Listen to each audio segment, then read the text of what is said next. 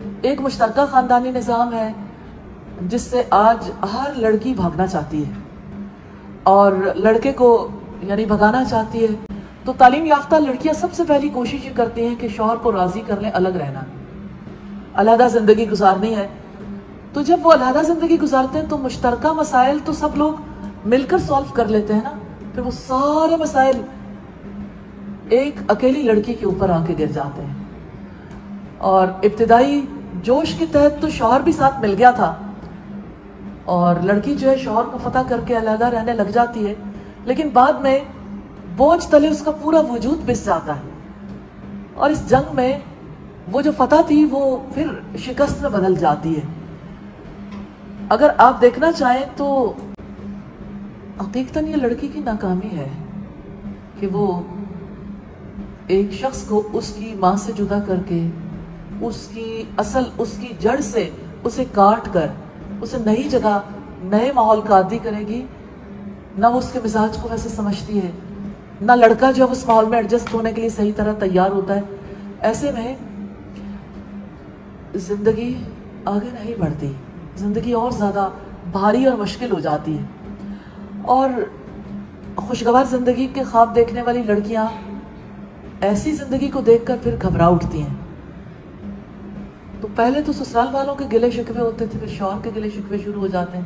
تو آخر سارے لوگ ہی خراب ہیں, ایک لڑکی ہی ٹھیک ہے جسے سسرال جا کر سسرال والے برے لگے, سسرال والوں سے شوہر کو الگ کر لیا تب شوہر برا ہے.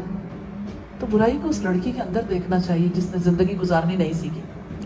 اس وجہ سے زیادہ اچھا ہے کہ اگر مشترکہ خاندانی نظام ہے تو اس نظام میں عافیت محسوس کرنی چاہیے, اس وجہ سے کہ وہاں پہ اتنے لوگ آپ کے ساتھ تعاون کرنے کے لیے تیار ہو جاتے ہیں, ایسے ایسے معاملات میں جہاں پر آپ کی کوئی مدد کرنے کے لیے تیار نہیں ہوتا.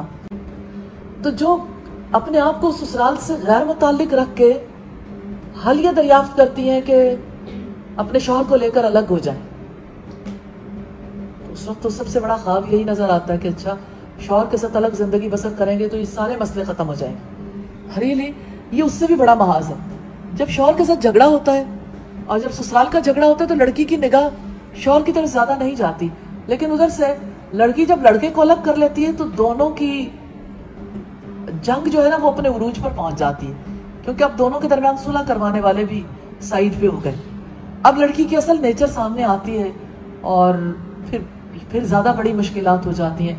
لڑکی کو اصل میں بہت بڑی قربانیاں بھی دینی پڑتی ہیں جب وہ اکیلی رہتی ہے, اسے ساری ذمہ داریاں نبھانی پڑتی ہیں اور ان ذمہ داریوں کو پورا کرنے کے بعد یعنی اسے اپریسیشن تو نہیں ملتی, ہر وقت تنقید کا سامنا ضرور کرنا پڑتا ہے, جس کی وجہ سے یعنی جسمانی طور پر بھی وہ گھلنا شروع ہو جاتی ہے. اور اتنے زیادہ کاموں میں مصروف رہنے کے بعد بھی جب شوہر سے بھی وہ توجہ نہیں ملتی اور شوہر کے رشتہ داروں کو بھی کاٹا تو شوہر بھی نہیں چاہتا کہ پھر وہ اپنے رشتہ داروں کے ساتھ ایسا تعلق رکھے, رشتوں سے بھی لڑکی کٹ جاتی ہے اور ذمہ داریاں بھی زیادہ آن پڑتی ہیں اور اس کے نتیجے میں آپس کے تعلقات بھی متاثر ہو رہے ہوتے ہیں. حالانکہ سوچا تو یہ تھا کہ الگ رہ کے زیادہ بہتر زندگی گزاری جائے گی.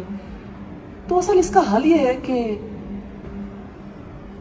ہر بیٹی کو یہ سمجھایا جائے, ہر بچی کو اس کو اللہ رب العزت کے سکھائے ہوئے اصول سمجھائے جائے, اس کو اللہ کی کتاب کا علم دیا جائے, رسول اللہ کی سنت کا, اس کو اسلاف کی زندگیاں پڑھائی جائیں. اور مجھے ایسا لگتا ہے سم ٹائمز ایک خاص مائنڈ کے تحت لوگ پورا قرآن بھی پڑھ جاتے ہیں, لیکن عملی زندگی میں وہ سب کچھ سیکھ نہیں پاتے. اس حوالے سے یعنی اس ذہن سازی کو توڑنا بہت زیادہ ضروری ہے. ایک صحیح ذہن بنانے کے لیے اسلامی ذہن جو اللہ کی اطاعت گزار بندی کے دل کے اندر ہوتا ہے, تو یہ ایک الگ فیلڈ ہے. مجھے ایسا محسوس ہوتا ہے کہ اس کے لیے الگ کلاسز دینے کی بہت زیادہ ضرورت ہے, الگ سیشنز دینے کی بہت ضرورت ہے, کیونکہ رشتے نبھانے میں آج کی بچی جو ہے وہ زیادہ ناکام ہو رہی ہے, آج کا بچہ بھی زیادہ ناکام. میں نہیں سمجھتی صرف لڑکی کے نبھانے سے رشتہ نبھ جاتا ہے, لڑکوں کو بھی اسی طرح سے سکھانے کی ضرورت ہے.